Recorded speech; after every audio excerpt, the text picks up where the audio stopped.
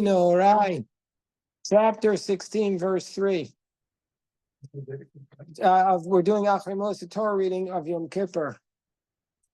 Bezos, chapter 16, verse 3. Bezos Yavo Aaron El. You have the page? Your Asher, you read actually, no, right, you read the Pasuk and Asher will read the Rashi. Beautiful. El HaKodesh. Bepar. Ben Bakar.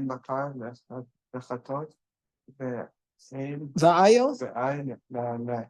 Well, so with this, very good. With this, Aaron shall come to the Kodesh. What's the Kodesh? The sanctuary. Into the. I didn't text you today, Nora, because I thought you don't usually come on Tuesday. We're blessed that you're here with us today. Baruch Hashem. So with this, Aaron shall come to the Kodesh with a bull as a sin offering and a ram as an olah offering. Okay, so do you know what the difference between an achatas and an olah? We're learning about this in our daf yomi. That a achatas is a sacrifice which is typically brought for a sin that you make where the punishment is kares. But why is Aaron bringing it here? What's a sin? And an olah is typically brought for a sin of omission, that you didn't do a positive commandment. So let's see what Rashi says. Rashi says here, this is first of all beautiful Rashi. Read Reb Asher. Bezos. Gematria shelo arba meos ve'eser. Remes lebayis rishon. So the gematria, the numerical value of the word bezot is 410. That hints to the first temple, which stood for 410 years. So what's Rashi saying? So basically, that the way the commentaries of Rashi explain that is that there were different Kohanim who came into the temple during the first temple period for 410 years, and during different Kohen Gadols. And the way they explain it here in the footnote, the verse is implying that the 18 Kohanim, there were 18 Kohanim who succeeded Aaron as the high priest, the Kohen Gadol, during the period of the first temple. Excuse me. And they were all righteous men who carried on the tradition of their ancestor. In the second temple, they were sinners. But in the first temple, they were all righteous, and they carried on the tradition of Aaron. And in this respect, Aaron is considered to have come into the sanctuary for that entire 410-year period, because the people who carried on his tradition were like him. So Jeff is a Kohen. He could be the Kohen Gadol. He'd be carrying on Aaron's tradition. They said about the Chafetz Chaim, when he was in his 80s, he was like active and running around. And they said, "Why are you so active? Why are you running around?" He said, "Because the Beis HaMikdash is going to be rebuilt tomorrow, and I might be up to be the Kohen Gadol. They might nominate me, and if that's the case, I need to be in shape to do the avoda on Yom Kippur." Oh, okay. Okay. Why? So there were a lot of running around on Yom Kippur. Oh yeah, he has to run. Ruts. It says in the service, the Kohen would run. He did on Yom Kippur. The Kohen Gadol had to do all the services, all the services in the temple, and he had to run because you can't let the blood go bad. And also, you don't want to take too long. Outfits, right? You have to change outfits. You don't want to keep the service going on too long. Then the people will get bored. He had to be in perfect shape. And also, do you ever see the slaughter of a bull? No. So nowadays, Spaniards do. Nowadays they have Spaniards, like, very good. Nowadays they have like very sophisticated ways of doing it. But here it was like a rodeo. You have to pin the guy down, and it's dangerous. 5 swords, so it's very dangerous. So the Kohen Gadol would have to, and they weren't shackling him beforehand. Oh, wow. Do they have helpers to do? Okay, Jeff, I'm going to tell you, you got helpers, and you go up there and you slit the throat of a bull. Okay, you know, Jeff, you're an amazing guy, but don't you think you might be a little scared? It's like a grown bull, or is it? Well, it depends. Some of them are, and the bull, Par Ben Bakar, I forget how old the Chatas bull is. Okay, but still, okay, so a young male of a cattle. So I forget if it's in its first year or second year. I think we have to look that up. Maybe I don't know. Second, because The second year. Egel is the first year. So it's not a baby. It's not a baby. Right. It's So first Egel year. So anyway, the point is and he had to, Paraduma is there's the shark. a dispute between the Rabban. The paraduma has to be 3 years old. That's why it's so rare, because 2 or 3, yeah. yeah, you have to wait for the paraduma to grow up and still not have any black hairs. Okay, please read the next Rashi. So anyway, Jeff, that's why you need to be in shape. Go to the gym just in case they call upon you. How old did he live? The Chavetz Chaim? I'll have to check it out. You just Google now. Yeah, I think he lived to like 87. I don't know. I'm guessing. Okay, Asher, please read. Bezos Yavo Aaron. Va'av Zolo Lechol Ace. Bezos Yavo Aaron. Aaron needs to, when he comes in temple with a bull, first sin offering, and a ram for an olah. But even with this, he can't come whenever he wants. Aaron doesn't have permission, no right, to come to the temple whenever he wants. When can he come into the Holy of Holies? When? In Yom Kippurim, only on Yom Kippur. Go on. Kmosh Mefarish Besof HaParsha B'Chodesh HaShvi B'Asar L'Chodesh. As it says, it says at the end of the portion, in the seventh month, on the 10th day of the month. Okay. No, he was 94 years old when he passed away, the Chavetz Chaim. That's what a bracha. Oh, wow. This is an extra blessing. This is called the bonus, Eli Bear. Can you pass the tissues for a second, Asher? Thank you, thank you.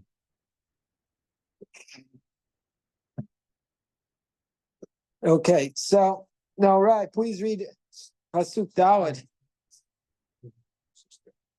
Pasuk Daled, no, right? Ketonet Bad Kodesh. So Ketonet Bad is a linen tunic. What's a tunic? Like a robe.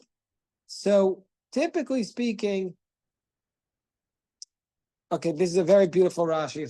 Kobe, you have a chumash? Okay, go on. Ketonet Bad Kodesh Shalbash. He should wear a white linen tunic. Typically speaking, okay, we'll finish the pasuk. Finish the pasuk. Go on. Bisaro. So he has to wear pants. He has to wear pants. These are what they call breeches or pants, and a white tunic. Those are 2 garments. And what else does he have? Go on. Uvavneit bad. Yes. Yachkor. And he should wear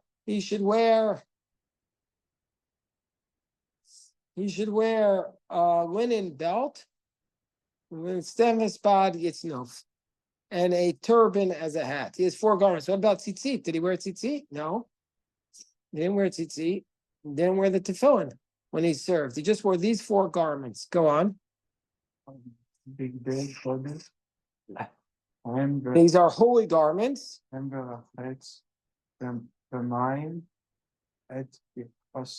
Besaro.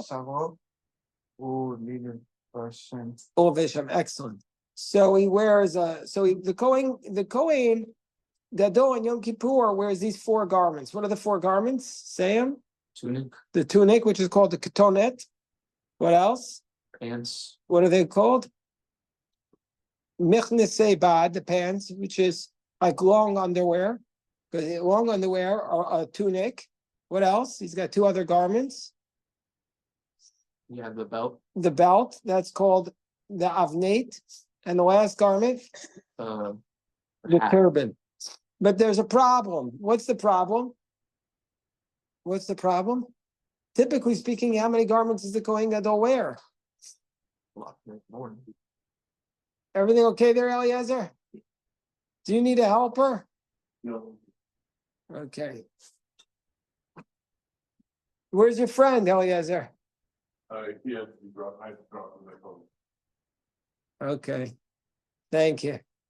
So what's the problem, Asher? Kohen Gadol wears more. Yeah, the Kohen Gadol is supposed to wear 8 garments when he serves. What's he supposed to wear? Which 8 garments? He also wears the ephod, the me'il, the choshen mishpat, the seats. So he wears 8 garments, not just 4 garments. So why is he only wearing 4 on the holiest day of the year? You know, everybody should be getting dressed up for their finest garments. It's the holiest day of the year, and yet he dresses down.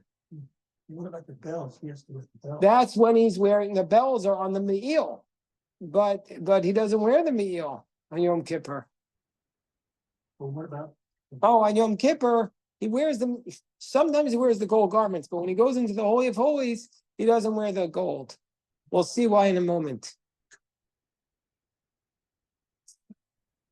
Go look at what the Rashi says. Asher, please read the Rashi. You'll see it'll all be explained.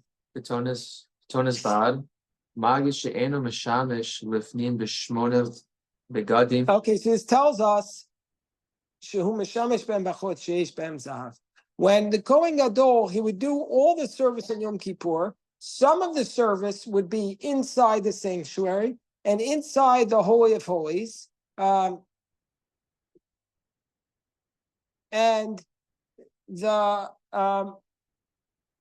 some of the service was done just outside the Holy of Holies in the Beit HaMikdash itself, and also in the courtyard.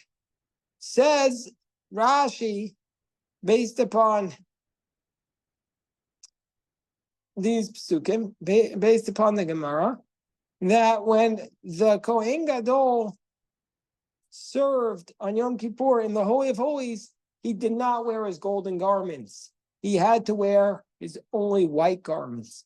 So he kept switching his garments. He had to change his clothes 5 times that day. He started off with white, went to gold, went to white, went to gold, went back to white. And why couldn't he wear the gold when he goes into the Holy of Holies? But we have to say this phrase. I'll never forget. The first time I heard this phrase was when I was around 6 or 7, and my father told it to me.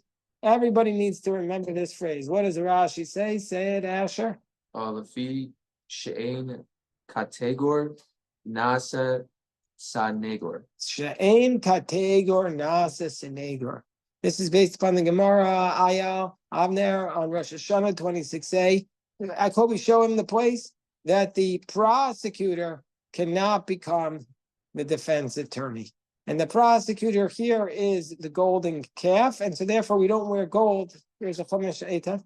Therefore we don't wear gold. The Kohen Gadol does not wear gold when he goes into the Holy of Holies. And this is also the source, one of the sources for the custom of wearing white on Yom Kippur. Everybody should wear white on Yom Kippur.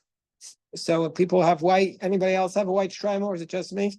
But I also got special for Yom Kippur this year. I got white shoes, white socks, white pants, white hat, and white shirt. So everything, I'm going to be all white.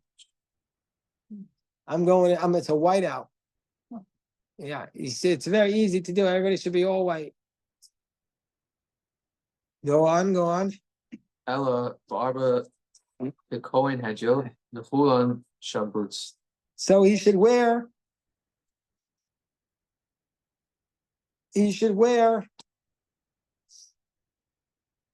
4 garments like a regular Kohen, and they're all made out of linen. Okay, fine. Go on. He should wear a turban. Mitznefet ba'ad yitznof. What's that? That's a Rashi. Yitznof. Oh, it's Snov. Ketargamo As Uncle translates it, which means Yafes Bereshe. he yaniach barosho. He shall put it on his head. The word yitznof means he shall put it on his head. Okay, go on. V'tanach Vigdo. V'rachatz b'mayim. Now do the next Rashi. Rachatz b'mayim. Also Ayom. Here's what I was saying.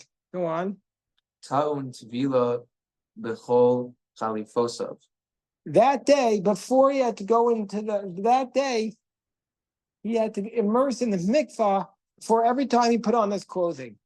Now the water was freezing, as you can imagine. So there was a concern that the Kohen Gadol would delay it by a month, so he would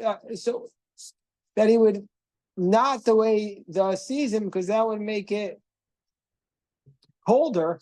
And so therefore they did not let the Kohen Gadol be in charge of whether or not he's supposed to make a leap year or not, because he was biased.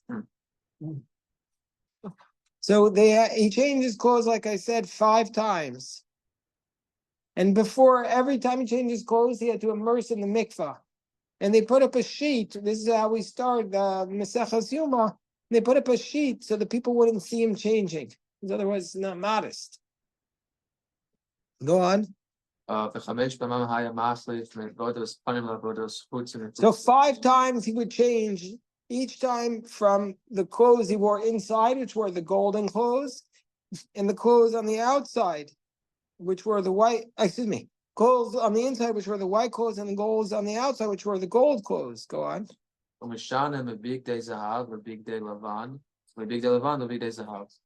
Right, and he would change, exactly.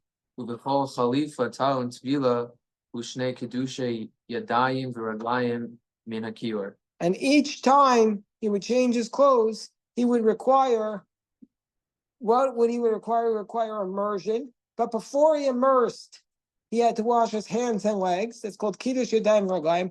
He would put his hands next to his feet and wash them.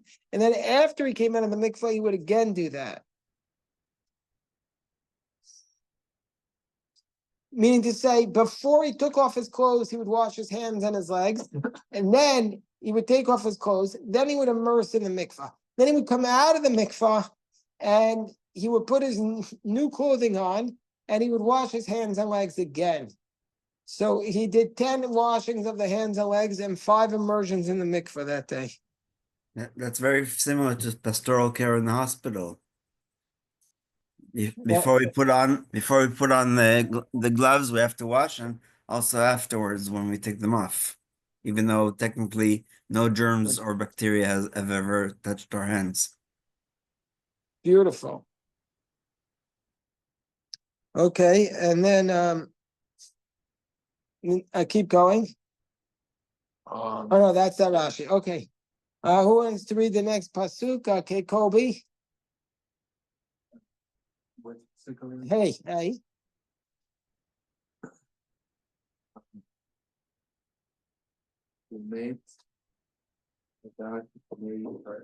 Beautiful. From the congregation of Israel.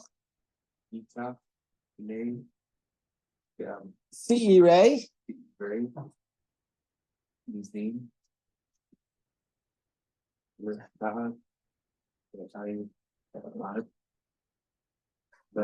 Right. So very good, Kobe. So first he would start with his own offerings. He had to bring a bull as a sin offering and a ram as an offering. But he also had to bring offerings for all of the people. So the pasuk is telling us that he had to get he would take 2 goats for a sin offering. These 2 goats, we're not going to get in time today to read them. What are these 2 goats called? One of them is called the goat for Hashem. And the other one is called Azazel, or in English, what it would be called? Scapegoat. That's the source of the concept of the scapegoat, that the goat would be sent out into the wilderness carrying all of our sins with us. And this goat would atone for all the sins. And it says in the Talmud, whether or not the people repented, it would atone for the sins. Okay, Eitan, you want to read the next pasuk?